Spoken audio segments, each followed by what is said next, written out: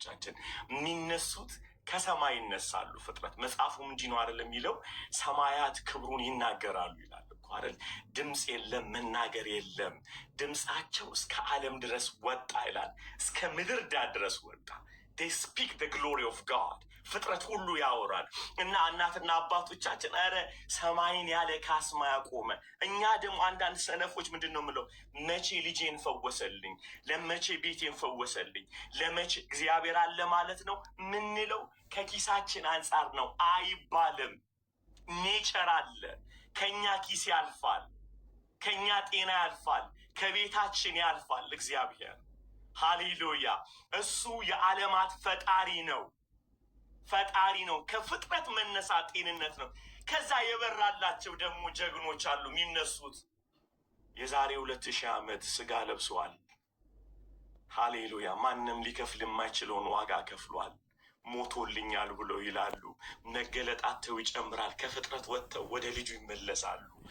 ኢየሱስን ያዩታል። ኢየሱስን አይቶ ፈጣሪ የለም ማለት አይቻልም። ፈጣሪ ነኝ ሳይል የፈጣሪ ልኩን አሳይቶን ሄደ ጀግና አለ። እንዴት ብዬ ልንገራችሁ? እኔ አምላክ ነኝ ሳይል የአምላክነትን ወግ አሳይቶን ሄዷል። ክብር ሁሉ ለኢየሱስ ይሁን፣ ክብር ሁሉ ለኢየሱስ ይሁን። ሃሌሉያ! ተርኮ ሄዷል፣ ተርኮ ሄዷል። ስራው ይናገራል፣ ማንነቱ ይናገራል። ክብር ሁሉ ላይ ይህንን ነው ዛሬ የምናመልከው። ከእኛ እንነሳም፣ ከኔቸር እንነሳለን። አልፈን መስቀል ላይ እንሄዳለን። ከመስቀል በኋላ ትንሣኤው አለ። ከትንሣኤው በኋላ በአብ ቀኝ ሄዷል። በአብ ቀኝ ከሄደ በኋላ ደግሞ አንድ እሱን የሚመስል አጽናኙን ልኮልናል።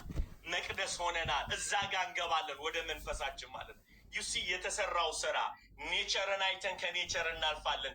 ከዛ ሩቅ ዘመን እንሄዳለን። የዛሬ 2000 ዓመት መስቀል ላይ ሞቷል። ሞቶ ምን አደረገ? ከኃጢአት ነፃ አወጣኝ። እናማ አሁን በአብ ቀኝ በግርማው ቀኝ ተቀምጧል። ከዛ ስትሉ አጽናኙን ልኮልኛል። የት ነው ያለው? እኔ ውስጥ። ምን አይነት የአምልኮ አቅም እንደሚሰጣችሁ እዩ።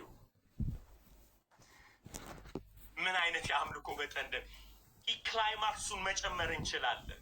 ሰነፍ አይደለሁም። በልቤ የለም አልልም፣ አልሳደብም። ከኔ አንጻር አላየው፣ ከኔቸር አንጻር ሳየው እሱን ያደረገው የገረመኝ ፍጥረትን ፈጥሮ በፈጠረበት ዓለም ደግሞ መጥቷል ስጋ ለብሶ። ከኔ ጋር ናችሁ?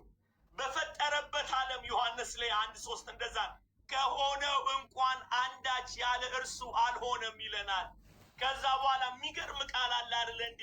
ወደ ገዛ ወገኖቹ መጣ ይላል። ወደ